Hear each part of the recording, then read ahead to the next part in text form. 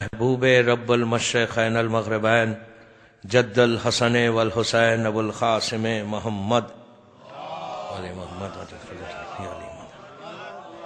وعلی اہل بیتہ طیبین الطاہرین المعصومین المظلومین بسم اللہ الرحمن الرحیم live like علی die like حسین صلوات پڑھے محمد وعلی محمد اللہم صلی اللہ علیہ وسلم۔ حضرتان امام غدیر امام بارگاہ کی 4تھی مجلس ہے اس نعرے کے اوپر کہ لیو لائک علی، یہ خواہش یہ آرزو ہم سب کی اللہ پورا کرے انشاءاللہ کہ مولا کی زندگی پہ اگر ہماری زندگی چلے تو یہی ہمارے لیے بقا ہے، یہی نجات ہے۔ اور دعا ہر شیعہ کی یہ ہونی چاہیے اور ہوتی بھی ہے، کوشش کرتے ہیں، کوشش کرنا ہمارا کام ہے، راستے پر چلیں کہ جو میرے مولا کا راستہ ہے۔ اور ایسا نہیں ہے کہ لوگ نہیں چل سکتے، ہر دور میں لوگ چلے، وہ راستے کو اپنایا، صرف کوشش کرنا ہمارا کام ہے اور وہی چیز آپ کو کامیابی تک لے کے جائے گی۔ جتنا انسان کوشش کرے گا، کوئی کام کے لیے انسان جب کوشش کرتا ہے تو اس منزل تک پہنچتا ہے۔ دنیا میں کا بھی اصول ہے کہ اگر صرف ہم گھر میں بیٹھ جائیں اور بولے کہ ہم کو یہ چاہیے تو نہیں ملتا۔ اسلام میں بھی یہ چیز ایک پورا ایک پروسیجر ہے کہ آپ کو اس طرح سے چلنا ہے، اگر آپ چلیں گے تو آپ کو ہر چیز ملے گی۔ اور جو سیکریفائس کی بات ہے کہ اگر یہ جذبہ ہمارے پاس پیدا ہو جائے کہ ہم کو کوئی نہ کوئی چیز کا سیکریفائس کرنا ہے، اور اسلام شروع سے سیکریفائس چاہتا ہے، قربانی شروع سے چاہتا ہے۔ ایسا نہیں ہے کہ اسلام میں کبھی بھی کوئی چیز ایسا واک تھرو ملے، کبھی نہیں ملی، کسی چیز کے لیے کسی کو نہیں ملی، سب کو سیکریفائس کرنا پڑا۔ اگر آپ پوری اسلام کی تاریخ دیکھیں، آغاز سے لے کے آخر تک کوئی دن یا کوئی وقت یا کوئی زمانہ ایسا نہیں گزرا کہ جہاں لوگوں نے سیکریفائس نہیں کیا۔ جناب ابو ذر کی مثال لے لیں، خود آپ دیکھیں کہ انسان جب اسلام نیا نیا آیا، پہلی قربانی ایک خاتون نے دی نا، دی قربانی، جس کے بعد ہی ان کو وہ مقام ملا، وہ منزل ملی۔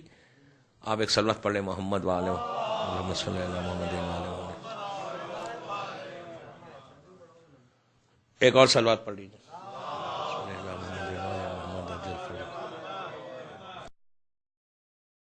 ہمارا کام ہے، جتنا انسان کوشش کرے گا اتنا اس منزل کو پائے گا، حاصل کرے گا۔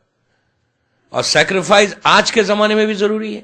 آج کے زمانے میں کوئی جان کا سیکریفائز نہیں ہے، نہ اسلام اس کا تقاضا کرتا ہے کہ ہم اپنی جان دیں، اپنی اولاد کو قربان کریں۔ یہ بہت بڑا ایک نعمت ہے، ہمارے لیے بڑی نعمت ہے کہ یہ قربانی ہم نہیں دے رہے۔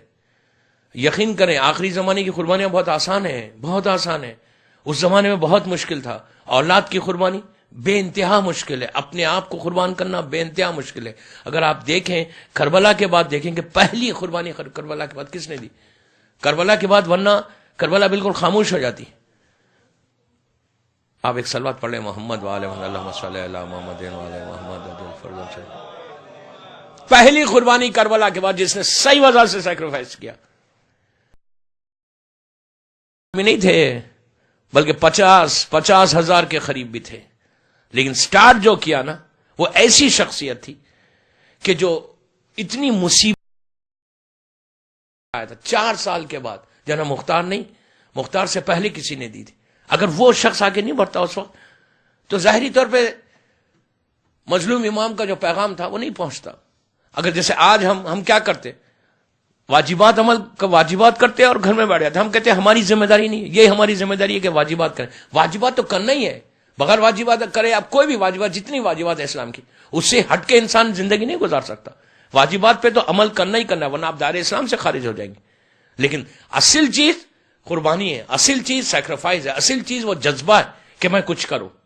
یہ اسلام چاہتا ہے۔ ڈائی لائک حسین کا مطلب کیا ہے کہ امام حسین بھی آرام سے رہ سکتے تھے، لیکن حسین نے آگے بڑھ کر یہ قربانی دی، اور جو ساتھ رہے نا امام کے وہ آج زندہ ہیں۔ آپ دیکھیں کہ جتنے لوگ اس وقت تھے، ہزاروں کی تعداد میں ماننے والے تھے۔ ایسا نہیں تھا کہ 60 ہجری میں جب مظلوم امام چلے صرف 72 ہی تھے، 72 نہیں تھے، وہ تو امام نے چنا ان کو کہ ان کا اچھا۔ اور امتحان امام نے شب عاشور تک ان کا لیا، اتنی آسانی سے ان کو اس مقام تک نہیں پہنچایا، ان کا بھی امتحان۔ جبکہ مولا کو معلوم ہے کہ یہ لوگ نہیں ہلنے والے ہیں، یہ لوگ جانے والے نہیں ہیں۔ مظلوم امام تو امام ہے، وہ تو جانتا ہے کہ کوئی ایک شخص بھی میرے پاس سے نہیں جائے گا، لیکن اس کے بعد بھی ایک ایک کو پوچھنا کہ تم کیوں چلے جاؤ، یہ امام کا ان کا امتحان تھا. بار بار ان کو چانس دے رہے، شمع کو گل کر کے بول رہے کہ اب میں بیعت اٹھاتا ہوں، چلے جاؤ. اب دیکھیں کہ کتنا امام امتحان لے رہا ایک ایک سے. اور آج کے زمانے میں ہم کو امتحان دیتے، ہمارے پاس وہ آج کے دور کا شیعہ جو ہے نا، اس کے پاس وہ جذبہ نہیں ہے، وہ فکر نہیں ہے کہ مجھے کچھ کرنا ہے. کربلا شہید ہوئے امام، شہید ہونے کے بعد 4 سال کے بعد جو پہلا سیکریفائز ہوا وہ ایک ایسی شخصیت کی تھی جس کا نام سلیمان خزائی تھا. 3 یا 4 سال تک، 3 یا 3.5 سال تک وہ ایسی مصیبتوں میں رہے. اچھا سلیمان کوئی ینگ آدمی نہیں تھے، 76 یا 80 ایئرس کا ان کی ایج بتائیے. 80 ایئرس آپ سوچیں، آپ یا 70 بھی، جو بھی، اگر 70 پلس تھا وہ آدمی، یہ ایج میں 4 سال جیل میں رہنے کے بعد، جیل بھی کیسی، جو انگلش کا ورڈ ایس ہے نا ویسی جیل تھی. 20 میٹرز نیچے انڈر گراؤنڈ، 20 میٹر نیچے تھے زمین کے، نہ دن کا پتہ چلتا نہ رات کا پتہ چلتا. کہ اس طرح ان کے مورل کو کرش کر دیا تھا نا، باہر نکل کے بات نہیں کر سکے. کہ اتنی سختی کے بعد باہر آنا ہے، اتنی مصیبتوں کے بعد. روایتوں میں ہے کہ وہاں 5 یا 5.5 ہزار آدمی، پورے مولا کے چاہنے والے، سب علی کے چاہنے والے. ان کا جرم کیا تھا؟ ان کے دلوں میں محبت علی تھی بس، اور کچھ نہیں، اور کوئی ان کا جرم نہیں تھا. یہ لوگ جیل میں 4.5 سال اندر رہے. اندر رہنے کے بعد باہر آئے. تو آپ سوچیں گا 4 سال اتنی مصیبت کوئی اٹھا کے آئے باہر، تو وہ تو کہے گا یار اب تو چھوڑ دو، میں نے جو مصیبت اٹھانا تھا، میں نے جو اسلام کے لیے کرنا تھا میں نے کر لیا، اب جاؤ اپنی جان بچا لو، اپنی فیملی کے ساتھ رہو، اپنے بچوں کے ساتھ رہو، اپنا کاروبار دیکھو. آج کا شیعہ کی فکر اور اس دور کے شیعہ کے فکر کی بات دیکھیں. آج اگر کوئی اتنی مصیبت، اتنا سیکریفائز کرنے کے بعد کیا بولے گا؟ یار اتنی میں نے مصیبتیں اٹھائی، اب تو آ جاؤ واپس. اچھا بڑی بات یہ کہ ان کی عورتیں بھی ویسی تھی کہ ان کی، اس لیے کہ مرد اکیلے نہیں کر رہا کام. جب گھر واپس آیا تو عورت نے کہا، ان کی وائف نے کہا نہیں تم کو جانا ہے، تم کو قربانی دینا ہے. اتنا مطلب ان کے مورل کو کرش کر دیا گیا تھا. اس کے بعد جب وہ گھر واپس آئے، یہ پہلا شخص تھا دوستو، واقعہ کربلا کے بعد کسی نے آواز نہیں اٹھائی تھی. اس لیے کہ امام تو امام ہے، کربلا کے بعد کسی امام نے آواز نہیں بلند کی، وہ مصلحت امام ہے. لیکن جو چاہنے والوں میں سب سے پہلا بھی یزید ختم ہوا، اور سلیمان خزائی جو ہے نا رہا ہوئے، کوفے کی جیل سے باہر آئے. باہر آنے کے بعد 4.5 ہزار آدمی کو جمع کیا، اور جمع کر کے کہا کہ میں خون حسین کا بدلہ لوں گا. میں مختانمہ نہیں پڑھ رہا، میں بتا رہا سیکریفائس کیا ہے، میں خون حسین کا بدلہ لوں گا. تو لوگوں نے کہا کہ آپ کے پاس فوج بہت چھوٹی ہے، 4.5 ہزار آدمی. ایون جناب مختار نے کہا کہ نہیں لڑنا ہے، ہم کو ابھی نہیں لڑنا ہے، ابھی جمع کرنا ہے. انہوں نے کہا نہیں مجھے لڑنا ہے. جملہ کیا تھا ان کا؟ جملہ یہ تھا کہ ہم لوگوں نے حسین کو بلایا ہے، ہم نے خط لکھا تھا، تو مظلوم امام آئے تھے، تو اب ہماری ذمہ داری ہے. اب وہ کہہ سکتے، آپ دیکھیں انسان کی ان کی فکر دیکھیں کہ وہ کہہ سکتے تھے میں نے بلایا لیکن ہم جیل میں چلے گئے، اور ہم جیل میں تکلیفیں اٹھا کے باہر آئے، اور اب ہم گھر میں بیٹھ جائیں. انہوں نے کہا ہماری ایک ایک زندگی کا ایک ایک دن اب حسین کے لیے ہے، اور اس وقت تک ہم، ان کا عجیب جملہ، اس وقت تک میں کوئی اچھا کھانا نہیں کھاؤں گا جب تک ابن زیاد سے بدلہ نہ لے لوں، میں اچھا لباس لے. آپ ان کا جذبہ دیکھیں. ڈائلائک حسین بولنا آسان ہے، ان لوگوں نے پروف کیا، ان لوگوں نے لٹرلی پروف کیا. اتنی زبردست مصیبت. اچھا وہ جیل کیا تھی؟ اگر نیچے کوئی مر جاتا، بیمار ہو جاتا، تو ابن زیاد کی طرف سے کوئی علاج نہیں ہوتا. اگر کوئی مر جاتا تو اس کی ڈیڈ باڈی کو وہیں چھوڑ دیتے. آپ سوچیں، امیجن کریں، کیوں چھوڑ دیتے؟ کہ بیماری پھیلے، دوسروں پر اثر ہو. آپ دیکھ، اور رزق کیا آ رہا، کھانا کیا آ رہا ان کے پاس؟ کچھ نہیں آ رہا، کچھ روٹیاں آ رہی، کچھ پانی آ رہا بس. 4 بال بڑے ہوئے، ناخن بڑے ہوئے، انہیں ایک وحشت کے عالم میں وہ لوگ باہر آئے تھے. بعض روایتوں میں تو یہاں تک ہے کہ 4 سال تک انہوں نے سورج کی روشنی نہیں دیکھی تھی. کتنا ہم آسانی سے سنتے ہیں، کتنا آسانی سے ہم اس کو برداشت کر لیتے. یہ ان کا سیکریفائس دیکھیں، یہ ہے سیکریفائس. اچھا باہر آنے کے بعد جب انہوں نے فوج کو جمع کیا 4.5 ہزار، انہوں نے کہا سب سے پہلے ہم جائیں گے کربلا. یہ لوگ سب مولا کے روزے پر آئے، قبر مبارک پہ آئے. اللہ ہم کو بھی زیارت نصیب ہو انشاءاللہ. آ کر ان کے بارے میں یہ ہے، ان لوگوں نے 3 دن اتنا گریا کیا، اتنا گریا کیا، اتنا ماتم کیا کہ کوفے تک ان کے رونے کی آوازیں آ رہے تھے. کربلا سے کوفہ 60-70 کلومیٹر ہے. اتنا ماتم کیا تھا 4.5 ہزار آدمی نے. اس کے بعد واپس آئے. میں ان کی جنگ نہیں پڑھ رہا, میں صرف بتا رہا کہ ان کی قربانی کیا تھی. اس کے بعد جب انہوں نے لڑا ابن زیاد سے, 1.5 لاکھ کی فوج ابن زیاد کی تھی یا 1,20,000 کی, ان کے پاس کچھ 20 یا 25,000 لوگ تھے بس, یا 15,000 تھے. 1.5 لاکھ اور 15,000 میں 1,20,000 اور 15,000 کا کوئی کمپیریزن ہی نہیں ہے. لیکن آپ یقین کریں گے کہ ان کی جو جنگ ہوئی تھی, 60 یا 70,000 ابن زیاد کے جو ساتھی تھے ان کو ان لوگوں نے مارا. یہ لوگ موت پہ آ گئے تھے, موت پہ قابو پا گئے تھے کہ ہم کو مارنا چاہتے ہیں, اب ہم تم کو مارتے ہیں. آخر جب آیا, بالکل لاسٹ ڈے آ گیا, سلیمان خزائی اور 9 آدمی تھے بس. آپ دیکھیں کہ اگر سیکریفائس کوئی کرتا ہے تو اس کو ریگارڈ کیا ملتا ہے, معصومین کی طرف سے اجر کیا ملتا ہے. شب میں خواب میں دیکھا, سلیمان دیکھتے ہیں کہ زخمی تھے, شام ہو گئی, اب دوسرا دن ختم ہونا ہے. خواب میں دیکھتے ہیں کہ ایک بی بی آئی ہیں پردے میں مکمل, ان کے ساتھ ایک اور خاتون ہے وہ بھی پردے میں. یہ بی بی آئی, آ کے کہا کہ سلیمان گھبرا مت, میں رسول کی بیوی ختیجہ ہوں. آپ سوچیں کہ مادر فاطمہ, اور اس کا پلٹ کے کہا یہ میری بیٹی فاطمہ ہے. دونوں بیویوں کو دیکھا مکمل پردے میں, اور بی بی ختیجہ کے برتن تھا ان کے ہاتھ میں, اس میں کچھ پانی تھا. کہا یہ پانی لے لے.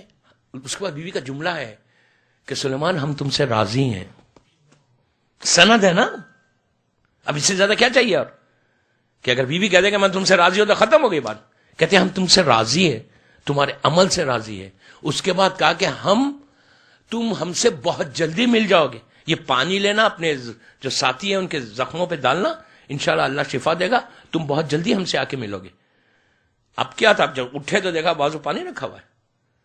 پانی لیا, پورے ساتھیوں کے زخم پہ ڈالا. 9 آدمی تھے. آخری دن 9 آدمی نے 10,000 یا 8,000 ان کے سپاہیوں کو مارا. آپ سوچیں کہ 9 آدمی 8 یا 9, اتنی زبردست ان لوگوں نے لڑائی.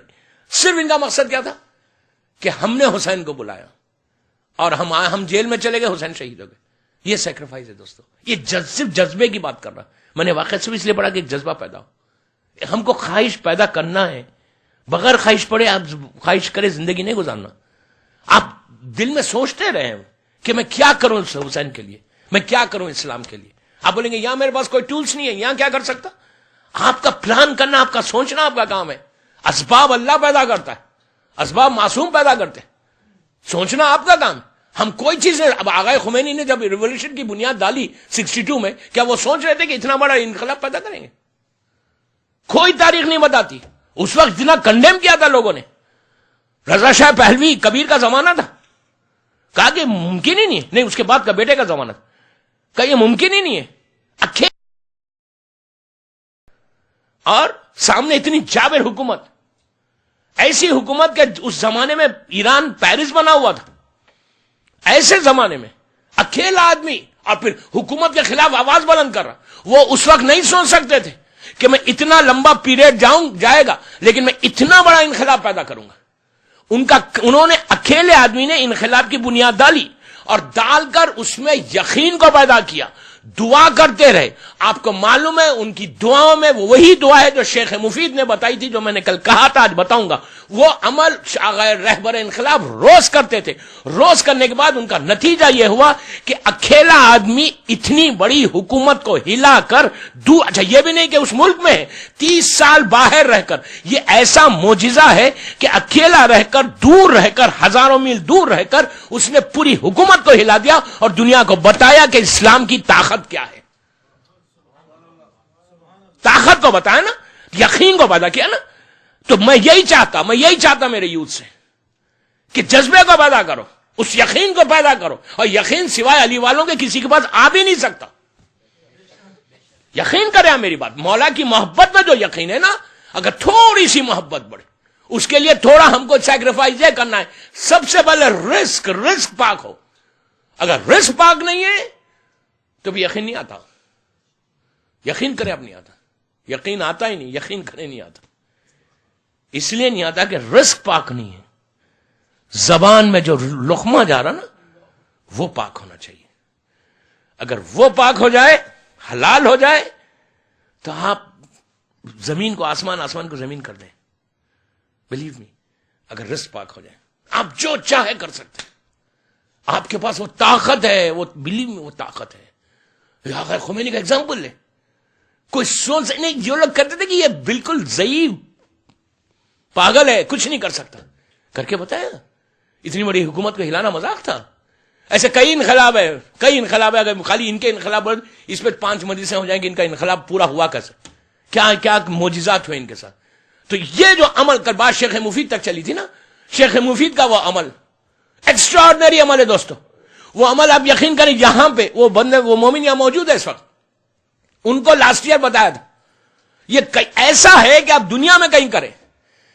اس میں تھوڑی کچھ کہہ رہا, اللہ کا رسول کہہ رہا, معصوم کہہ رہے, یہ وعدہ ہے معصوم کا. اس میں معصوم کا آزما کے دیکھنا, آزما کے, آپ صرف 7 دن آزما کے دیکھیں کہ آپ کے راستے کیسا کھلتے.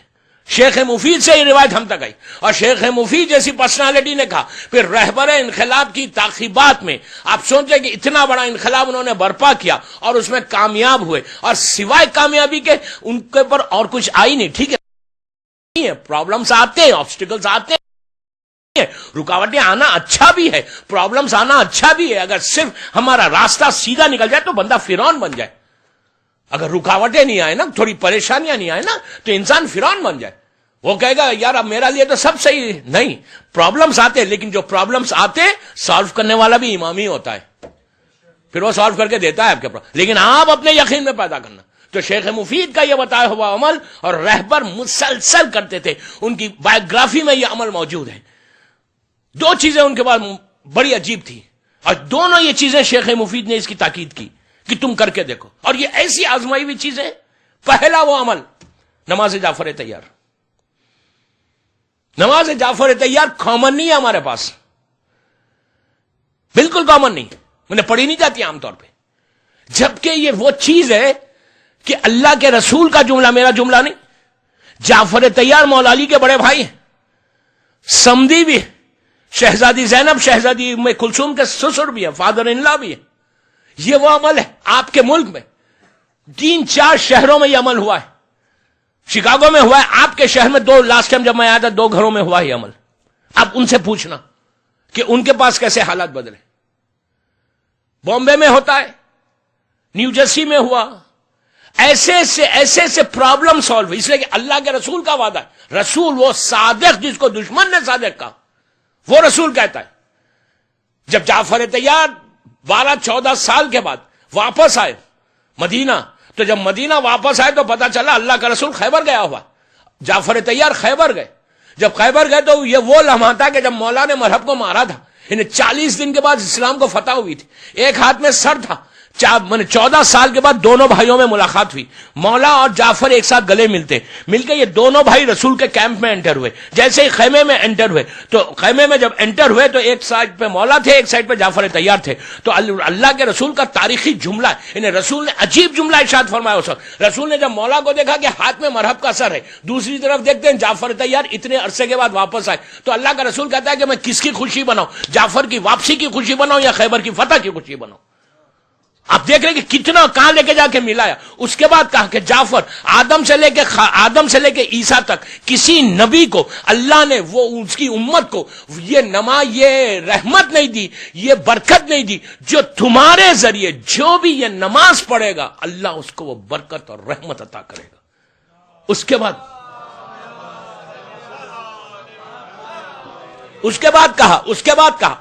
بعد کہا کہ اگر کسی کی حاجات ستاروں کے مانند ہے, سٹار جو کاؤنٹلیس ہوتے ہیں, یا پتوں کی ایگزامپل دی, لیوز کی.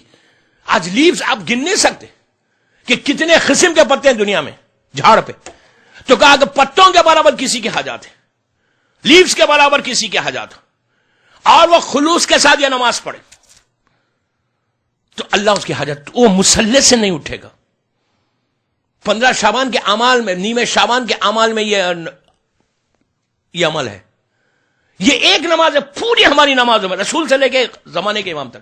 ہمارے پاس کئی 100-150 نمازیں ہیں, واجبات کو چھوڑ کے مختلف قسم کی نمازیں پوری نمازوں میں. یہ عجیب نماز ہے جس میں 1200 ٹائمز اللہ کی مدح کرتے ہیں, آپ اللہ کو پریز کرتے ہیں. 1200 مرتبہ نماز میں, کسی نماز میں نہیں ہے. یہ ایک ہی نماز ہے, 15-20 منٹ کی نماز ہے. رہبر انقلاب کی تاخیبات کی ہے. شیخ مفید تاکید کرتے ہیں اس نماز کے ساتھ زیارت عاشورہ ہے. شیخ مفید زیارت عاشورہ کو ایڈ کرتے ہیں.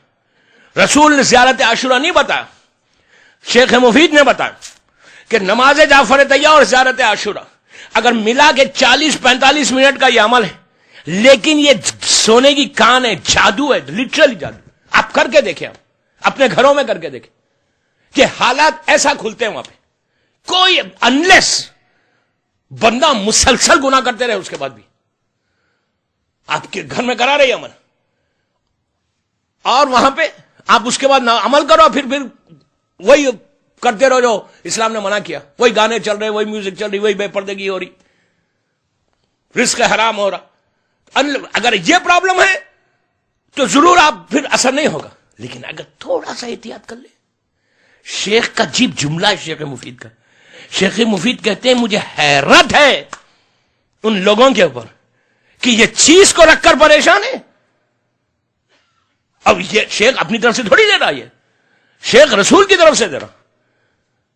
یہ وہ عمل ہے دوست. نماز آقا خمینی کا جملہ ہے کہ میرے انقلاب کی کامیابی عاشورہ تھی. کیا بولوں میں آپ کو, انقلاب کی کامیابی. احمد خمینی سے پوچھا گیا تھا کہ تمہارے باپ میں اتنا یقین کیسا پیدا ہوا, بلیو کیسا پیدا ہوا کہ جو کسی کو مانتے ہی نہیں, جو سامنے آتا ہے اس کو جواب دے دیتے, اتنا یقین.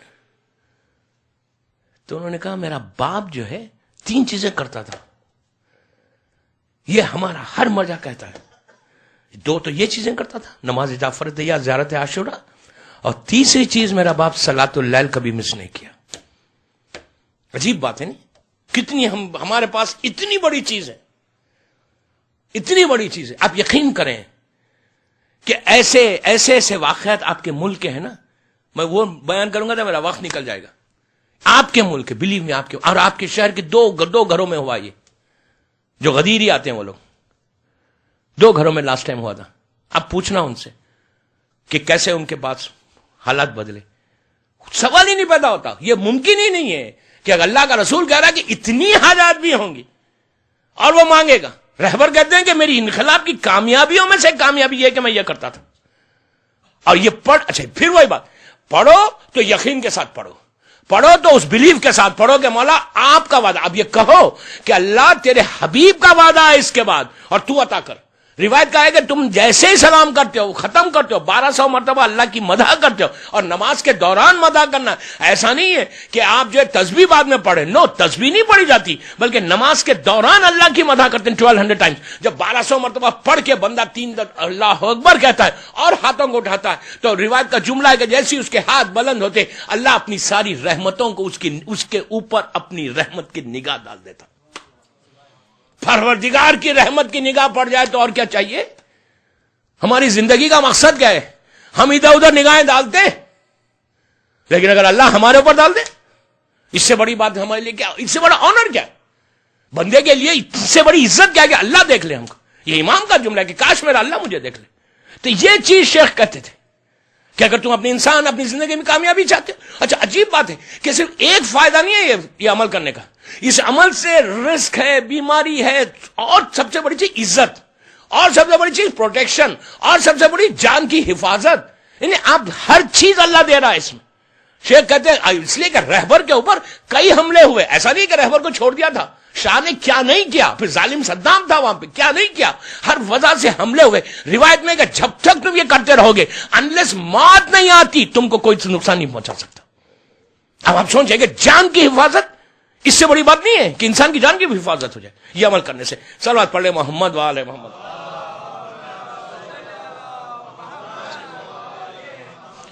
ایک اور پڑھ لیجیے بابا.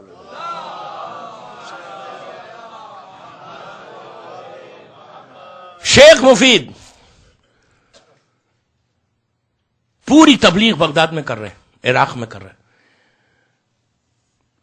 ان کا ایک مناظرہ ہے, اور مناظرہ بھی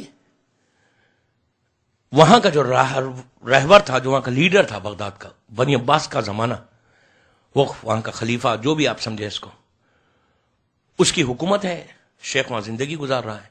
شیخ اپنی تبلیغ کر رہا ہے، مختلف علماء سے مناظرہ ہوتا تھا.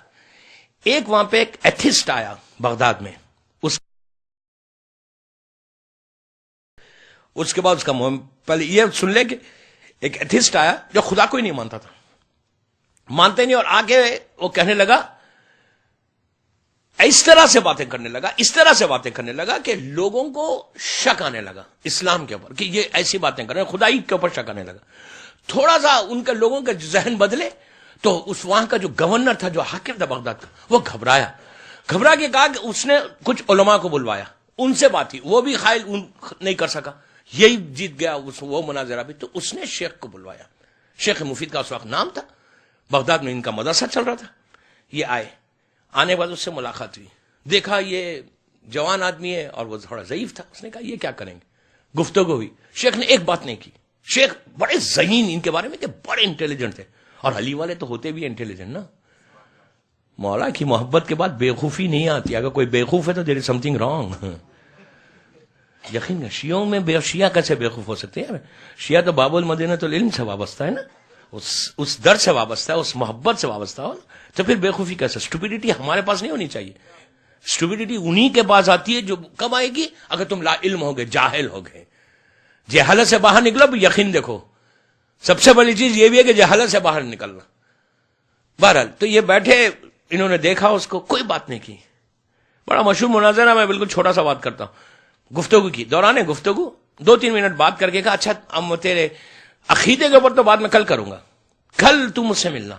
تو اس نے کہا کہاں ملنا؟ تو کہا نہیں، دربار میں ملنا. اب پورا مجمع دیکھ رہا ہے ان کو، وہ حاکم بھی بیٹھا ہوا ہے. تو کہا کل، مثال کے طور پہ کہا، کل میں 10 بجے آ کے تیرے سے بات کروں گا، جو بھی تیرا سوال ہے اس کا جواب میں کل دوں گا. اس نے کہا ٹھیک ہے کل دینا. یہ چلے، چند قدم چلے، پلٹ کے دیکھے کہا سن، کل 10 بجے آنا، وقت پہ آ جانا. اس نے کہا ٹھیک ہے میں آ جاؤں گا. پھر چند قدم آگے بڑھ کے پھر پلٹ کے کہا سن، کل 10 بجے آ جانا. شیخ کوئی معمولی چیز نہیں ہے، مرجع تقلید، اتنا بڑا آدمی ہے، پورا عرب میں اس کا چرچا ہے.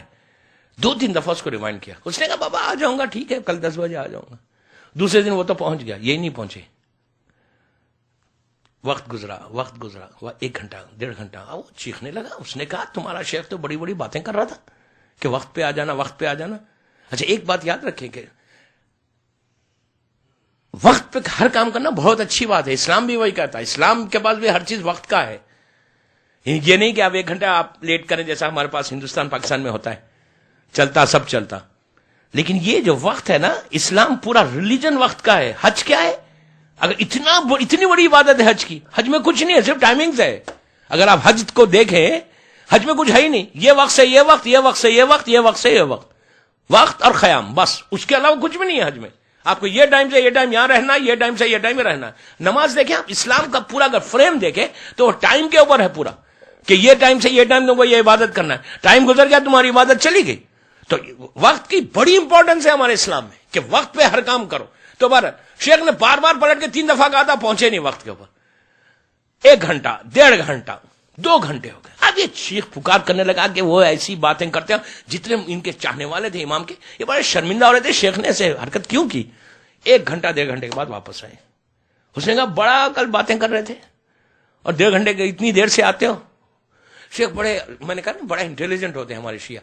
آئے اور آ کے کہا کہ میرے ساتھ ایک عجیب واقعہ ہو گیا، اس لیے مجھے دیر ہو گئی. اس نے کہا کیوں دیر ہوئی؟ تو اس نے کہا، انہوں نے کہا بڑی عجیب واقعہ میرے لیے، میرے سمجھ میں نہیں آ رہا تھا واقعہ کہ یہ بھی ہو سکتا ہے دنیا میں. اس نے کہا کیا ہوا؟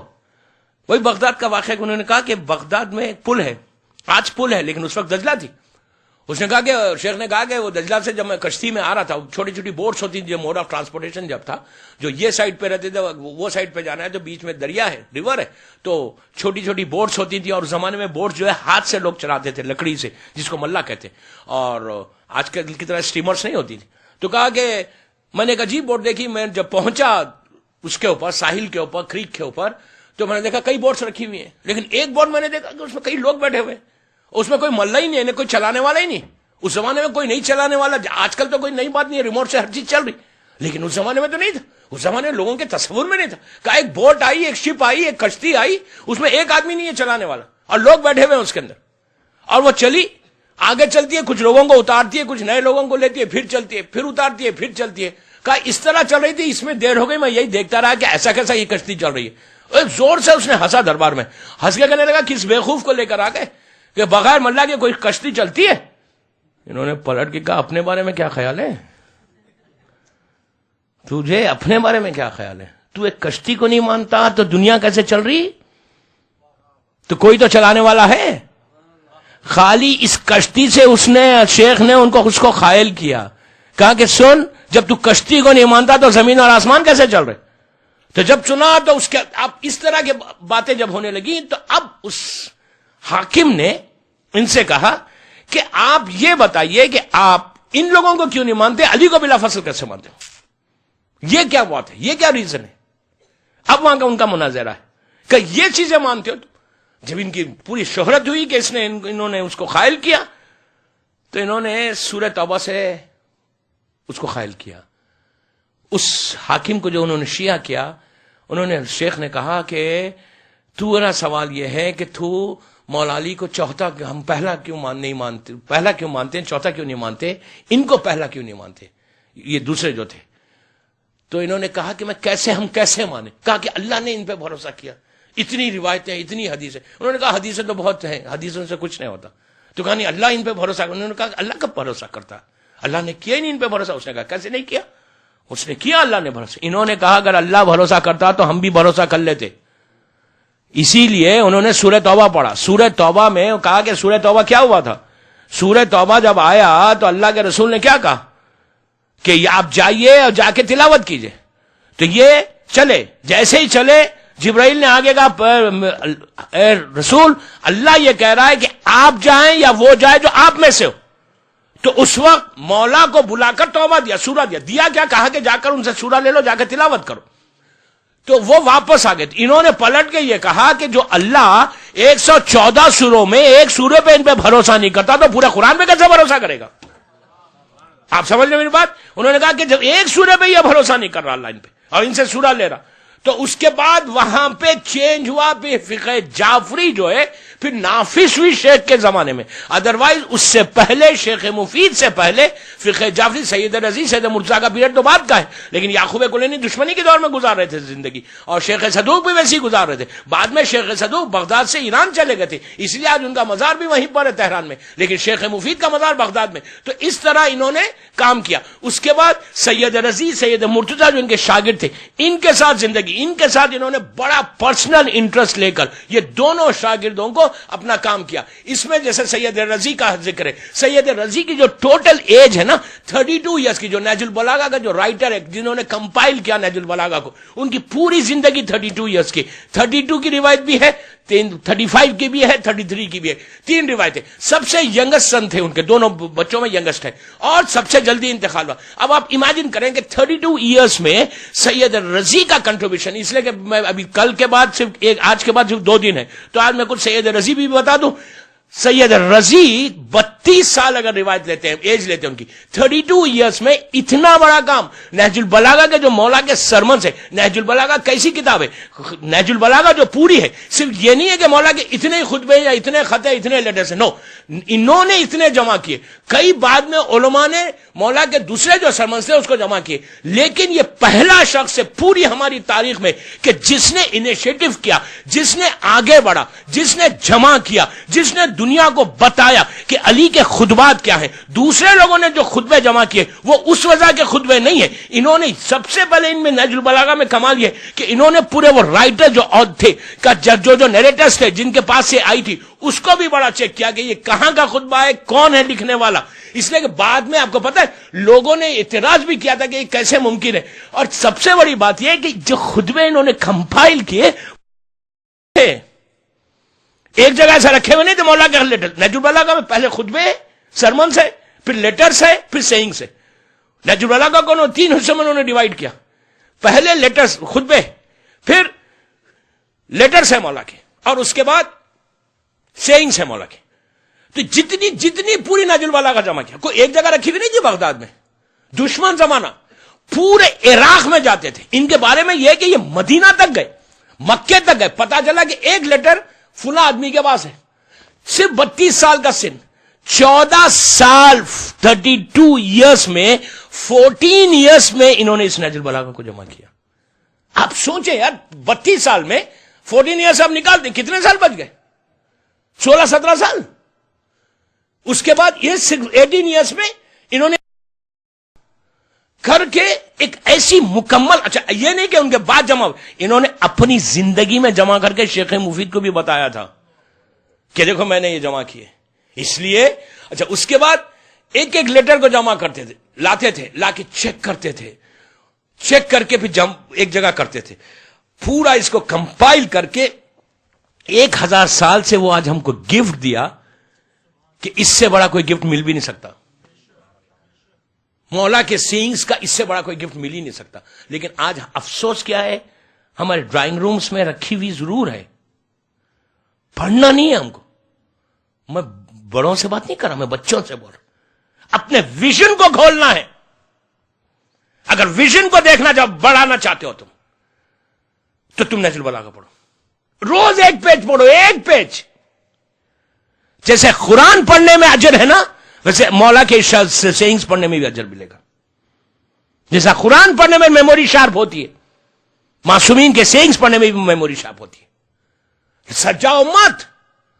نہج البلاغہ آپ کو پتا ہے کہ یہ وہ کتاب ہے دوستو کہ آج دنیا بھر میں جس کو دی گئی, جہاں دی گئی, جس نے پڑھا اس کو فائدہ ہوا.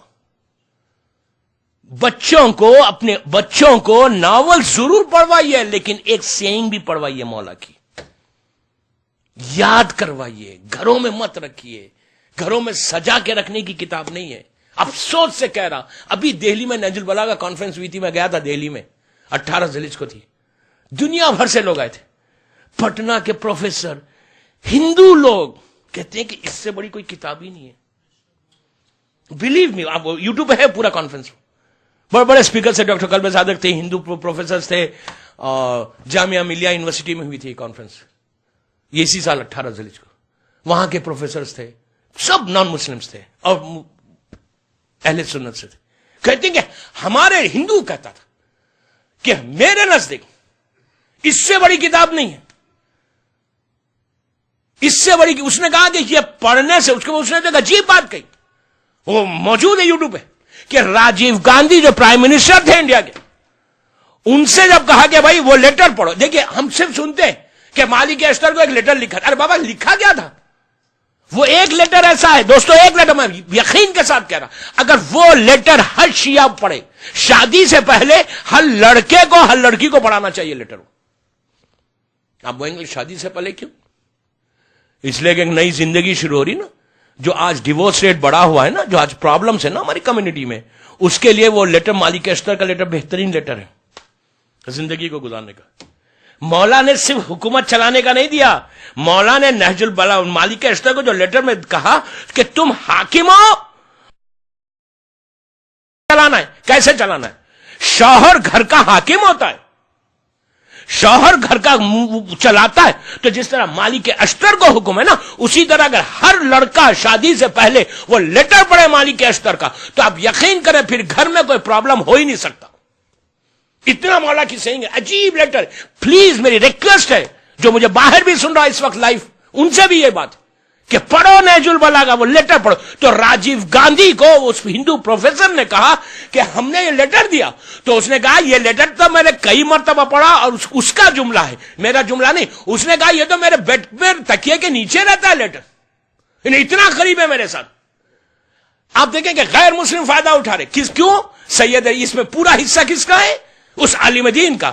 اس زمانے میں کہ جبکہ کوئی چیز نہیں تھی, یہ سیکریفائز ہے, یہ مولا کی زندگی پہ ان کے چلنے کا خواہش آرزو جو تھی نا, انہوں نے پورا کی. کہ کتنی خواہش تھی کہ مولا کے راستے پہ چلے, اور انہوں نے کر کے بتایا. اگر اس وقت سید رضی آگے نہیں بڑھتے تو بعد میں لکھنے والوں کو پتہ نہیں چلتا کہ لیٹرز کیا ہے مولا کے, خطبے کیا ہے. یہ ضرور پڑھے. اور نہج البلاغہ کا تیسرا خطبہ, خطبہ شرشقیہ, ایکسٹرا آرڈینری ہے. پڑھیں, آپ کو پتہ چلے گا. اب تو انگلش میں بھی آ گئے, کئی زبانوں میں نہج البلاغہ. سجائے مت, روز پڑھے, روز پڑھے. اور عجیب بات ہے, جیسا آپ قرآن مجید ڈیلی پڑھیں گے تو راستے کھلتے, اسی طرح نہج البلاغہ روز پڑھو, روز ایک نئے نئے راستے بنتے ہیں اس میں. یہ مولا کا عجیب معجزہ ہے. تیسری چیز نہج البلاغہ میں جو مولا کے سینگز ہیں, خطبے, خطبہ شرشقیہ کی میں اس لیے ریکمنڈ کر رہا کہ خطبہ شرشقیہ میں آپ کو پتہ چلے گا کہ میرے مولا پہ ہوا کیا، ظلم کیا ہوا، اور یہ مولا کے زبان سے ان کی تڑپ سنے. شرشقیہ کے معنی یہ ہے کہ جب کوئی تڑپ کے بولتا ہے نا، کوئی تڑپتا ہے، بے چین ہوتا ہے، کرب میں آتا ہے، اس کا نام ہے. تو وہ مولا کا سنگ عجیب خطبہ ہے مولا، ایک تڑپ ہے اس میں میرے مولا کی. تفصیلی خطبہ، تیسرا خطبہ شرشقیہ پڑھے. اور مولا کا وہ لیٹر ضرور، ایک لیٹر نہیں، اس میں کئی لیٹرز ہے. بسرے والوں کے لیے مولا نے کیا کہا، پیسے والوں کے لیے مولا نے کیا کہا، غریبوں کے لیے مولا نے کیا کہا، ایک ایک چیز عجیب عجیب ہے. اس کے بعد پھر مولا کی سینگز. انہیں سید رضی کا یہ جو کام ہے نا، ایکسٹرا آرڈینری کام تھا. یہ وہ کام ہے دوستو کہ 1000 سال ہو گیا سید رضی کو مر کے، لیکن ان کے بارے میں یہ ہے کہ ان کے انتقال کے بعد لوگوں نے ان کو مولا کے ساتھ بیٹھے ہوئے دیکھا.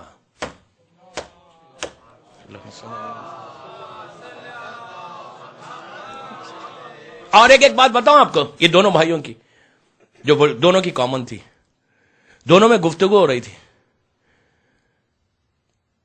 گفتگو کے دوران یہ بات ہوئی، سامنے شیخ بیٹھے ہوئے کہ یہ بولو کہ اب تک مباح کام اور واجب کام پہ بات ہوئی، مستحب اور واجب پہ.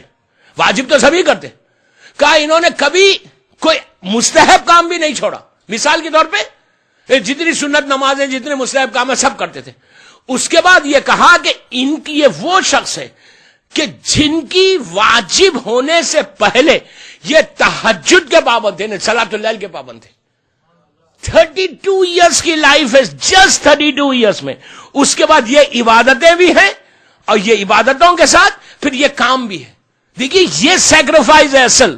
ڈائلائق حسین یہ سیکریفائز ہے کہ معصومین کی سیرت کو. اچھا پھر ایک بات کہ ان کا زمانہ وہ زمانہ نہیں ہے کہ بالکل ہر چیز آرام کے ساتھ ہو، یعنی کوئی کام کرو کوئی پرابلم بولنے والا نہیں. جیسے آج ہے، آج آپ کوئی کام کرو، امام بارگاہ بناؤ، مجلسیں کرو، آپ جو چاہے کرو، آپ کو کوئی روکنے والا نہیں. لیکن اس زمانے میں کوئی سوچ بھی نہیں سکتا تھا کہ مولا کے فضائل کو ایسے بیان کر سکتے. مولا کے لیٹرز کو ان سے پہلے، عجیب بات، ان سے پہلے کسی کے تصور میں نہیں تھا کہ علی کے اتنے لیٹرز موجود ہیں، علی کے اتنے خطبے. یہ معلوم تھا کہ مولا نے خطبے دیے ہیں، یہ اس لیے کہ مولا جب بولتے تھے وہ ایک خطبہ ہوتا تھا. جب گفتگو کرتے تھے نہج البلاغہ میں چھوٹے سینگز بھی ہے، چھوٹے خطبے بھی ہے، بڑے خطبے بھی ہے. جب مولا بولتے تھے ایک خطبہ ہوتا تھا. تو بات یہ تھی کہ ہے کہاں، کس کے پاس ہے ان کی محنت. یہ کانٹیکٹ کرتے تھے. اس زمانے میں ٹیلی فونز ہے نہ، ای میل ہے نہ، یہ سب پرابلمز ہے. ان سب کے بعد خطوط کے ذریعے، اچھا خط بھی کیسا جا رہا، کوئی کارون پوسٹ سسٹم نہیں تھا. کوئی جا رہا ہے فلاں شہر میں، ان کو معلوم ہوا کہ فلاں شہر میں کسی کے پاس مولا کا کوئی خطبہ ہے، لیکن پھر وہ معلوم کرتے کہ یہ ہے کون، آیا کیسا. اس لیے کہ مولا کا زمانہ نہیں ہے. سید رضی، سید مرتضیٰ یہ موسوی سید ہے، اور موسوی سید 7ویں امام کی 6ٹھی یا 7ویں نسل جنریشن میں تھے. اتنے کلوز تھے امام سے، 7ویں جنریشن میں تھے یہ لوگ. تو لیکن یہ معلوم کرتے کہ آیا کہاں سے. مولا کا زمانہ نہیں ہے، مولا کا زمانہ گزر کے 400 سال ہو گئے، لیکن وہ معلوم کرتے. اس کے بعد جب یہ یقین ہو جاتا کہ ہاں یہ راوی صحیح ہے، اس کے بعد جو لیٹر ہے وہ صحیح ہے، تو پھر وہ ٹریول کرتے. اچھا لیٹر بھیجنے کے لیے بھی اگر حکومت کو پتا چل جائے کہ یہ شیعہ ہے، یہ کام کر رہا، اور تو لوگ جو نا مار ڈالتے، ان کو پکڑ لیتے. اتنی احتیاط، یعنی ہر طرف سے تلواریں، ہر طرف سے لوگوں کی نگاہیں ان کے اوپر، پورے کیمراز ان کے اوپر لگے ہوئے کہ یہ کر کیا کر رہے ہیں. اس کے بعد اچھا پھر وہی بات میں نے دوسری مجلس میں کہا تھا کہ کوئی پیسے دینے والا نہیں تھا. میں نے کوئی لا کے اسپانسرشپ نہیں کر رہا کہ جاؤ اتنی دور اور لے کر آؤ لیٹر. سب اپنا پیسہ خرچ کرتے، پورا مال اپنا خرچ کر. یہ بڑی بات ہے کہ مال کی قربانی، جان کی قربانی ہے. جان ہتھیلی پر لے کر کام کر رہے ہیں. فیملی کو بھی دیکھنا، ایسا نہیں ہے کہ فیملی کو چھوڑ دیا، فیملی کو بھی دیکھنا ہے. ان کی وائف تھی، ان کی 2 بیویاں تھیں، ان کے بچے تھے. اس کے ساتھ یہ پورا کام کرتے ہوئے مولا کے لیے کام کیا، جس کی وجہ سے آج وہ نہج البلاغہ رہے گی. سید رضی موجود ہے انشاءاللہ. صلوات پڑھیں محمد والے. مقصد میرا صرف یہ ہے کہ اس جذبے کو پیدا کرو، ان علماء کا نام لو. آج آپ کاظمین جاتے ہیں، ہم کیا ان کو یاد کرتے ہیں؟ کاظمین جب جانا، اللہ ہم کو زیارت نصیب کرے انشاءاللہ. کاظمین میں یہ دونوں بھائی موجود ہیں، سید رضی، سید مرتضیٰ. اگر آپ ساؤتھ کی طرف سے جائیں کاظمین، 4 دروازے مولا کے، بڑا شاندار حرم ہے مولا کا. جب آپ ساؤتھ کی طرف سے جائیں تو سید رضی سید مرتضیٰ کا مزار باہر ہے، اور باہر لکھا بڑا خوبصورت ان کی خبریں ہیں، روم بنا ہوا ہے، اور سید مرتضیٰ علم الہدا، جس کو مولا ہدایت کا علم بولے. کتنی بڑی بات ہے کہ علی جس کو خود جو ہدایت کا علم ہے، اس مولا خود بول رہا کہ یہ ہدایت کا علم ہے اپنے زمانے میں. اور سید مرتضیٰ ہمارے علماء میں سب پورے علماء کی اگر لسٹ دیکھیں نا، سب سے زیادہ پیسے والا عالم تھا یہ، مطلب بہت بزنس تھا ان کا زبردست. تو ایک بات اور سمجھ میں آ گئی کہ بزنس بھی کرو تبلیغ بھی کرو. یہ نہیں کہ اگر کاروبار کرا تو یار میں کاروباری کرتے رہا، میرے پاس ٹائم نہیں ہے. ان کے پاس ٹائم اتنا، بزنس کرنے کے بعد یہ تبلیغ بھی کرتے تھے. تو سید مرتضیٰ واز ویری رچ، بہت پیسے والا آدمی تھا، اور لیکن بڑا خیرات بہت دینے والا. سید مرتضیٰ اور سید شیخ مفید کا ایک عجیب واقعہ ہے. آپ دیکھیں سید مرتضیٰ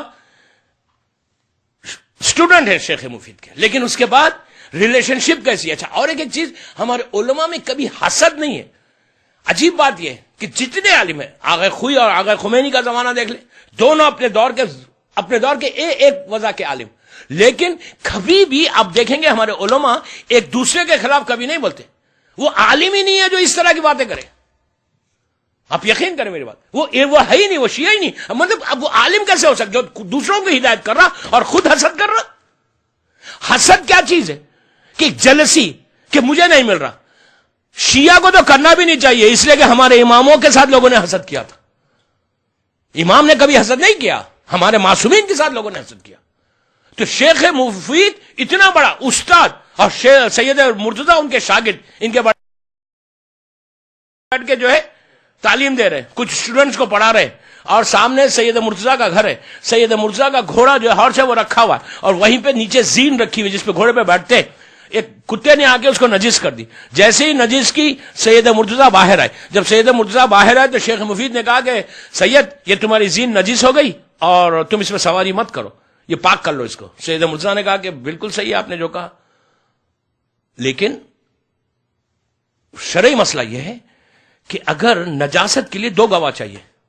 آپ ایک ٹھیک ہے، لیکن دوسرا، مجھے دوسرا گواہ چاہیے. دونوں میں ڈیبیٹ ہوا. اب آپ دیکھیں استاد اور شاگرد، یہ بول کے شیخ نے نہیں کہا یار میں کہہ رہا ہوں میں تو تمہارا استاد ہوں، مجھے زیادہ معلوم ہے. آپ دیکھ رہے کس طرح کے ہمارے علماء تھے کہ یہ نہیں کہ اپنا برا نہیں بتا گا، میں کہہ رہا ہوں نہیں. اسلام یہ کہتا ہے کہ دو گواہ چاہیے. اب دو گواہ چاہیے، دونوں میں زبردست بحث ہوئی، اسلامک طریقے سے بالکل پراپر طریقے سے بحث ہوئی. بحث ہونے کے بعد کہا اچھا ٹھیک ہے، بات اس پہ حل کرتے کہ مولا علی کے پاس جاتے ہیں، جا کے مولا سے جو ہے سوال کرتے، دیکھیں گے مولا کیا جواب دیتے. تین روایتیں، ایک لیٹر کی روایت ہے، ایک چٹھی پہ لکھ کے دیا، ایک روایت یہ کہ جا کے بولا تو ذریعہ مبارک سے آواز آئی، یا تیسری ایک روایت ہے. تو جو زیادہ علماء نے لکھا وہ یہ لکھا کہ ایک پیپر پہ لکھا، مسئلے کو لکھا، مولا کے ذریعے میں رکھ دیا. اس وقت مولا کی ذریعہ ایسی نہیں تھی، خبر مبارک تھی، دروازہ چھوٹا سا کمرہ تھا، وہاں رکھا، واپس آ گئے. صبح میں اسی پیپر کے اوپر مولا نے لکھ کے بھیجا کہ حق مال ولدی و شیخ معتمدی، اس لیے کہ مولا کو شیخ کو بھی بچانا تھا. ایسا نہیں تھا کہ شیخ بالکل شیخ ہی ہے، نہیں، یہ بیٹا ہے. امام نے کہا کہ حق مال ولدی، جو میرا بیٹا بول رہا، میرا ولد بول رہا، وہ حق ہے، وہ سچ ہے، لیکن شیخ بھی معتمد ہے، شیخ بھی بڑا مقام ہے اس کا. مولا نے دیکھا دونوں کو بچا لیا کہ شیخ کا سٹیٹس کو بھی بچایا، استاد ہے، اور اپنے بیٹے کا جو مسئلہ تھا اس کو بھی حل کیا. تو آپ دیکھیں کہ مسئلہ یہ تھا، یہ واقعہ میں نے صرف اس لیے پڑھا کہ وہ جلسی نہیں تھی، وہ حسد نہیں تھا. یہ ایک بیماری ہے. اگر حسد ہماری فیملیز میں یا ہمارے گھروں میں سے نکلے گا نا کہ وہ اتنا آگے کیوں بڑھ رہا، وہ کیوں بڑھ رہا، حسد رہے گا تو کبھی بھی قربانی نہیں دے سکتے، کبھی بھی مولا علی کے راستے پہ نہیں چل سکتے. سب سے پہلے اس بیماری کو ہم اپنی فیملیز سے نکالیں، اپنے پاس سے نکالے کہ حسد. دوستو یہ حسد وہ چیز ہے کہ جو انسان کو ختم کر دیتا. میرے مولا کا جملہ ہے کہ حاسد کو جلانے کی ضرورت نہیں ہوتی، وہ خود اپنی آگ میں جلتا ہے.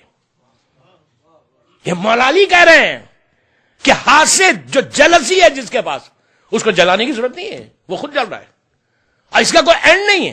کبھی مت کریں. میں ایک جنرل بات کر رہا، عام بات کر رہا، کبھی نہیں کرنا چاہیے. کوئی مومن اگر آگے بڑھا تو فوراً ہم سوچنے لگتے یار اس کے پاس آیا کتنا ہے، آیا کہاں سے.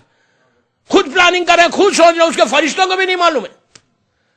خود سوچ رہے ہیں کہ ارے اس کا اتنا بڑا گھر کیسے ہو گیا، کل تک تو چھوٹے اس میں رہتا تھا، آج اتنی بڑی بڑی گاڑیاں آ گئی اس کے پاس، آج اس کے بیٹے یہ کر رہے ہیں. ارے بابا تم دعا کرو کہ اللہ اس کو اور دے. کتنا مشکل ہے نہیں، کیا اور دے، ہم کو نہ دے. ارے یہ بے خوفی ہے بولنا ہم کو نہ دے. بولو ہی مت ہم کو نہ دے. آپ جیسے آپ دیکھ رہے کوئی مومن پڑھ رہا، آپ بولے اللہ میرے مولا اس کو اور دے، پلٹ کے آپ ہی کو آنے والا ہے. یہ کہو نا، یہ کہنے سے فائدہ ہمارا ہے. اس میں نہ حسد آ رہی نہ جلسی آ رہی. جلسی کا کوئی انڈ نہیں ہے. اور صرف یہ مردوں میں نہیں ہے، عورتوں میں تو زیادہ ہے. ہیوسٹن کی عورتوں میں نہیں ہے. لیکن ایک بات بول رہا ہوں میں، یقین کریں آپ، یہاں تو اور بھائی عورتوں میں تو اور، اس کے بعد اتنے ڈائمنڈز کیسے آ گئے، وہ اتنی، اس کے پاس اتنی جویلری. ارے بابا آئی تو تم دعا کرو اللہ اس کو اور ڈائمنڈز میں بھر دے سر سے لے کے پیر تک. ہمارے پاس نہیں، ان کے پاس کیسے آ گئے. اب خیاس کہ وہ یہ کیا ہوگا، یہ کیا ہوگا، یہ کیا، جو بدترین گناہ ہے. آپ سوچیں، صرف سوچ کے آپ اپنے اعمال کو خراب کر رہے ہیں. ہمارے علماء کا حالت دیکھو، اتنا بڑا عالم مفید اور سید مرتضیٰ، وہ ایک دوسرے میں حسد نہیں کرتے. یہ واقعات میں صرف اس لیے پڑھ رہا کہ کم از کم کوئی میسج ملے، کوئی پیغام ملے، مجلس کا مقصد پورا ہو کہ ان علماء کی زندگی کو دیکھ کر ان کی کچھ چیزوں کو اپنی زندگی میں امپلیمنٹ کرنا ہے. صلوات پڑھے محمد والے.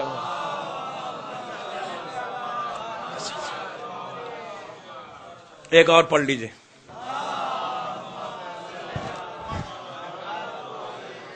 انشاءاللہ کل اور ان علماء پہ بات ہوگی. پانی ہے، ٹھیک ہے. سید مرتضیٰ اور سید رضی، یہ وہ ایکسٹراڈنری پرسنالٹیز تھے کہ بی بی کی دعا سے آئے اور ان کو اتنا بڑا اسٹیٹس ملا. اور ان لوگوں نے جو کام کیا نا، آپ چوتھی صدی کا مجدد سید مرتضیٰ کو کہا گیا. دو روایتیں، ایک بعض علماء شیخ مفید کو کہتے، بعض علماء سید مرتضیٰ کو کہتے، کہ دونوں کے بارے میں کہا کہ یا سید مرتضیٰ شیخ مجدد ہے یا شیخ مفید ہے.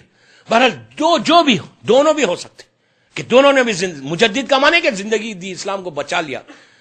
سید مرتضیٰ کے بارے میں بھی ہے شیخ مفید. اور سید مرتضیٰ کا ذکر جیسے میں نے کہا کہ جزیرہ خضرہ جیسی جگہ پہ ان کا ذکر ہو رہا. سید مرتضیٰ کے بارے میں یہ ہے کہ یہ پوری زندگی اتنے پیسے کے بعد بھی اس نے یہ اتنے ان کے بارے میں کہ 5000 گھر، 5000 فیملیز کے یہ کفیل تھے. سننا آسان ہے، 5000 گھر کو کھانا جاتا تھا. یہ عجیب بات سنیں آپ، 5000 گھر کو یہ کھانا پرووائڈ کرتے تھے، بھیجتے تھے، اناج لینے والے کو معلوم نہیں ہوتا تھا کہ سید کے پاس سے آ رہا. جب سید کا انتقال ہو گیا تو پتا چلا یہ تھے جو بھیج رہے تھے. جب کھانا رکا، رزق رکا، اناج رکا، تو جب پتا چلا کہ یہ تھے جو بھیج رہے تھے. تو آپ سوچیں کہ صرف یہ نہیں کہ اتنا پیسہ آ گیا، اتنی دولت آ گئی، میں اپنے پاس دیکھ لوں، میں اپنا بڑھاتے رہوں، میں اپنا بینک بیلنس بڑھاتے رہوں. ان کو پتہ ہے اگر میں یہ 5000 کو دے رہا ہوں، 5000 کی کفالت کر رہا ہوں، تو اللہ مجھے صرف 5000 کو دینے سے میرا رزق کم نہیں کرے گا، میرا رزق بڑھتا جائے گا. 5 کا 70 اگر لینا ہے، کوئی بینک اتنا انٹرسٹ نہیں دیتا جتنا اللہ انٹرسٹ دیتا ہے. آپ اگر صحیح معنی میں اگر انسان یہ سوچے نا کہ مجھے یہ دیکھنا، یہ دیکھنا، یہ بھی ایک صفت ہے ہمارے علماء کی کہ کوئی ہمارا عالم ایسا نہیں تھا کہ جو صرف اپنے لیے سوچتا تھا. ہمیشہ دیکھیں اگر اپنے لیے سوچتا نا تو یہ کام نہیں کرتا. یہ ان کو فکر دوسروں کی تھی، اسلام کی تھی. یہ فکر کی وجہ سے یہ عالم بھی بنے، یہ فکر کی وجہ سے شیعت کو بھی بچایا، یہ فکر کی وجہ سے وہ اپنے دور کے مجدد بھی بنے. اگر صرف انسان سیلفش ہوتا، اپنے لیے سوچتا، تو یہ چیز کو آج ہم کو ختم کرے کہ یہ سیلفش جو ہے نا صرف اپنے لیے سوچنا. اپنے لیے صرف پیسے کے لیے بات نہیں کر رہا، ہر چیز میں اسلام کے لیے بھی کبھی مت سوچو. یہ دیکھو کہ مثال کے طور پہ غدیر امام بارگاہ میں کروں کیا کروں اس امام، میں یہاں پڑھ رہا اس لیے یہ بول رہا. مثال کے طور پہ بلب چلا گیا، مثال دے رہا ہوں، ہم آئے مجلس کی چلے گئے، بلب گیا، ہم کو کیا کرنا ہے؟ نو، یہ فکر سے اندر مت آؤ، یہ سوچ کے اندر مت آؤ. کسی مسجد میں جاؤ، تم یہ لائٹ نہیں لگا رہے، اپنی خبر کو روشن کر رہے، تم یہ لائٹ نہیں لگا رہے، اپنی زندگی کو روشن کر رہے، تمہاری لائف روشن ہو جائے. ہماری زندگیوں میں اندھیرا ہے نا، کسی کی زندگی میں بالکل برائٹنس ہے، سکون ہے. آپ کے ملک میں تو کہاں ہے؟ سٹریس، بھاگ دوڑ، صبح سے شام تک کہاں ہے؟ کچھ نہیں ہے. اگر زندگی کو، یہ چیزیں ہیں بابا، چھوٹی چیزیں ہیں لیکن تمہاری زندگی کو بدل دے گی. گھر میں جب امام بارگاہ میں انٹر ہو، دیکھو کیا چیز کی ضرورت ہے. مثال دے رہا، فین گرد ہے، پوچھ دیا. اب بولیں گے یار کوئی کام ہے یہ ڈسٹ کو صاف کرنا. تم ڈسٹ صاف نہیں کر رہے، اپنے پورے گناہوں کو دھو رہے. تم گناہ کرنا آسان ہے، معاف کرانا مشکل ہے، سب سے زیادہ مشکل چیز ہے۔ یہ چیزیں کچھ کرتے رہو، فکر کرو، یہ سوچ، علماء کی زندگی میں سب سے بڑی بات یہ تھی کہ ان کو ریسپانسبلٹی تھی، وہ بھی ہم جیسے انسان تھے، وہ بھی زندگی گزار سکتے تھے۔ سلیمان خضائی کو کیا ضرورت تھی کرنے کی، ٹھیک ہے، لیکن انہوں نے اپنی ریسپانسبلٹی کو سمجھا۔ غیبت امام میں دوستو یہ سب ذمہ داریاں ہیں، یہ سب ذمہ داریاں شیعہ کی، تم کیوں کر کیا رہے ہو؟ پوچھا جائے گا، اگر آپ یہ کہیں گے کہ میں تو نماز پڑھتا تھا، میں تو واجبات پہ عمل کرتا تھا، تو جو کہتا تھا میں کرتا تھا، واجبات سے میں کبھی نہیں ہٹا، تو فوراً سوال ہوگا کہ جو واجبات کرتا تھا تو اپنے لیے کرتا تھا، میرے لیے کیا کیا؟ ہمارے اسلام کے لیے کیا کیا؟ معصوم پوچھے گا کہ ہمارے لیے کیا کیا؟ اس کے لیے یہ سب سے زیادہ فائدہ ہے اگر انسان یہ کام کرتا رہے۔ بس 1 گھنٹہ پورا ہو گیا، 2 دن اور، میں ٹھیک 9:15 بجے ممبر پہ آ رہا، کل اور پرسوں۔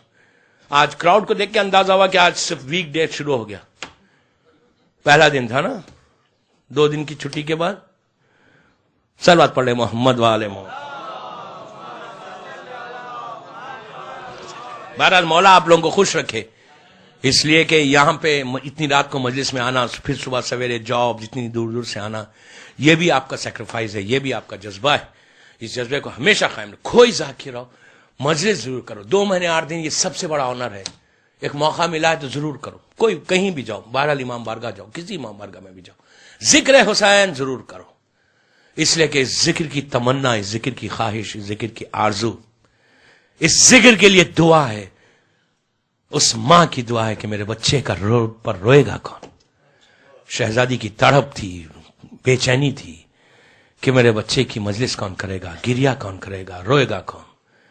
مجلس کا مقصد ہی صرف گریا ہے دوستو، اور کبھی بھی تکلف سے امام حسین پہ نہیں رونا، سوچ کے نہیں، یہ سوچ کے رو کہ یہ اس مظلوم پہ رونے والے موجود تھے لیکن رو نہیں سکے۔ بیٹی تھی تماچے کھا کھا کے روتی تھی کہ ہائے میرا بابا، بہنیں موجود تھی، بیٹا موجود تھا لیکن گریا نہیں کر سکا، اس لیے کہ اگر امام روتے تو چھوٹے چھوٹے بچے رونے لگتے، اور جب بچے روتے تو ان پہ تماچے پڑتے۔ آج ذکر اس شہید کا ہوا، اس کڑیل جوان کا ہوا کہ آپ کو معلوم ہے کہ جب مظلوم کربلا کا سر مبارک یزید کے دربار میں پہنچا، پہلی مرتبہ اس ظالم نے حسین کے سر مبارک کو دیکھا تو ایک جملہ کہا حسین تم بہت جلدی ضعیف ہو گئے، حسین بوڑھے ہو گئے۔ جب یہ کہا تو شمن نے آگے بڑھ کے کہا یزید جب حسین کربلا پہنچے تھے تو حسین کا یہ حال نہیں تھا، عاشورے تک حسین ایسے نہیں تھے، لیکن جب جوان بیٹے کی آواز آئی کہ بابا میرا آخری سلام، حسین عباس کی لاش پہ بھی گئے، قاسم و محمد کی لاش پہ بھی گئے، لیکن علی اکبر کی آواز پہ جو تڑپ تھی نا، کبھی آگے جاتے گر جاتے، اٹھتے پھر گرتے۔ عزیزوں سن لیا بڑے آسانی سے کہ ایک ضعیف باپ زمین پہ گرتا تھا، کوئی سہارا دینے والا نہیں تھا، کوئی حسین کو کہ پہلو میں نہیں تھا، بار بار ٹھوکریں کھاتے، اور ایک ہی جملہ تھا علی اکبر بابا کدھر آئے بیٹا؟ اور جب پہنچے تو خدا کسی باپ کو یہ بیٹے کا منظر نہ دکھائے، جوان بیٹا ایڑیاں لگا رہا تھا، حسین گھوڑے سے اترے نہیں، اپنے آپ کو گرا دیا، رخسارے پہ رخسارہ رکھ دیا، کہا ولدی حسین آیا ہے، شانے کو ہلایا، بیٹے کا جواب نہیں ملا تو دوستوں پہلو میں لیٹ گئے، ہاتھوں کو اٹھا کے غربت کے عالم میں کہا پروردگار تو گواہ رہنا میرا بازو برابر کا بیٹا ہے۔ اٹھے، سر مبارک کو اپنے زانوں پہ رکھا، شہزادہ جانتا ہے میرا بابا بالکل اکیلا ہے، تو ہاتھوں کو رکھ لیا، پھر ہٹانے کی کوشش کی، پھر رکھ لیا، جب تیسری مرتبہ ہٹایا اور حسین نے علی اکبر حسین کا کلیجہ پھٹ گیا، نجف کا رخ کیا، آستین کو الٹی، سینے سے یا علی کہہ کر برچی نکال لی۔ ابھی تھوڑی سی جان باقی تھی، شہزادے کو لے کے خیمے تک آئے، لیکن راستے میں حسین نے جب علی اکبر کے چہرے کو دیکھا تو کہا انا للہ و انا الیہ راجعون۔ عزیزو ضعیف باپ کے ہاتھ پہ جوان بیٹا گزر گیا، حسین کی غربت کا یہ عالم تھا کہ چھوٹے چھوٹے بچے سہارا دے رہے تھے. خیمے میں پہنچے، زینب آگے بڑھ گئی، اون و محمد سے زیادہ چاہا، اپنے آپ کو گرا دیا، کہا علی اکبر تمہارا سینہ زخمی ہو گیا. بس ایک منزل اور آپ کی زحمت تمام. ابھی تک آپ نے باپ کی مصیبت، باپ کی تڑپ سنی نا، اس ماں کی کہ جس نے 18 سال علی اکبر کو پالا. عزیزوں، جب یہ لٹا ہوا قافلہ کربلا سے کوفے کی طرف جا رہا تھا، بس 2 منٹ آج پرسا لیلا کو دے. جب یہ جا رہا تھا تو ایک ایسی بستی سے گزرا جہاں غیر مذہب کی کچھ عورتیں کھڑی ہوئی تھیں. ان عورتوں نے جب اس قافلے کو دیکھا کہ عجیب قافلہ ہے، اون پہ بیبیاں ہیں، نیزوں پہ سر ہیں، ان عورتوں کی نگاہ مظلوم امام کے سر مبارک کی طرف گئی. قاسم و محمد کو دیکھا، علی اصغر کے سر کو دیکھا، لیکن ان سروں کے درمیان جب علی اکبر کے سر پہ نگاہ گئی تو ایک عورت سے رہ نہیں گیا. اس نے کہا کہ بیبیوں میں دعا کرتی ہوں تم آمین کہو. ہاتھوں کو اٹھا کے کہا پروردگار جب یہ جوان مرا ہو، خدا کرے اس کی ماں دنیا میں زندہ نہ ہو. اس کی آواز لیلا کے کانوں تک پہنچی. لیلا نے کہا ہمارے لیے بد دعا کیوں کر رہی ہے؟ تو کہا ہم بد دعا نہیں کر رہی، میں یہ کہہ رہی جب ہم نہیں دیکھ سکتے تو ماں نے کیسے دیکھا ہوگا؟ وہ پہلا موقع تھا. لیلا نے کہا رے میرا 18 برس کا لال تھا، شادی کے ارمان تھے، میرا لال خون و خاک میں مل گیا اور میں دیکھتی رہی. الہی و سیدی و پروردگار میرے شہزادے کے مصائب کا واسطہ ان آوازوں پہ اپنی رحمت کو نازل فرما. پروردگار میرے شہزادے کے مصائب کا واسطہ ہماری اس فرما لے. پروردگار ہم کو کوئی غم مت دے سوائے غم حسین کے. دنیا بھر میں جہاں جہاں عزاداری ہو رہی ہے اس کی حفاظت فرما. ہمارے عزا خانوں کی حفاظت فرما. دشمنان عزاداری کو ہمیشہ کے لیے ختم کر دے. پرچم اسلام کو سر بلند فرما. ہم کو سعادت دے کہ ہم زیادہ سے زیادہ اپنے مظلوم کا ذکر کریں، اور جب بھی ذکر امام کریں اس ذکر کو بی بی کی بارگاہ میں قبولیت تک پہنچا دیں. پروردگار ہم کو سعادت دے کہ ہم تیرے دین کی، تیرے بندوں کی خدمت کر سکیں. ہم کو اپنا عبد صالح بنا دے. ہمارے گناہ کبیرہ اور صغیرہ کو معاف کر دے. ہم میں سے ریاکاری، غرور، تکبر کو نکال دے. پروردگار دنیا بھر میں جہاں جہاں میرے مولا کے چاہنے والے ان کی جان، مال، عزت فرما. جن جن لوگوں نے ان مجالس کے انعقاد میں حصہ لیا اللہ ان کے رزق کے دروازوں کو کھول دے، ان کی توفیقات میں اضافہ فرما. ہمارے تمام علماء اور مرجان، ماتمدار اور عزادار کے درجات کو بلند فرما. ہمارے امام کو سلامت رکھ. ہمارے امام کی سلامتی کے صدقے میں جن کے ماں باپ زندہ ہیں انہیں سلامت رکھ. جن کے ماں باپ دنیا سے گزر گئے ان کی خبروں میں اپنی رحمتوں کو نازل فرما. امام کے ظہور میں تعجیل فرما. ہم سب کو امام کے ناصروں میں شمار فرما. ایک دفعہ سورہ فاتحہ مرحومہ Ruqaiya Bai daughter of Muhammad Ali, Mir Hussain Ali Khan son of Mir Ghazanfar Ali Khan, اور کل مومنین اور مومنات اور شیخ مفید سید رضی سید مرتضیٰ کے لیے پڑھنے. بسم اللہ.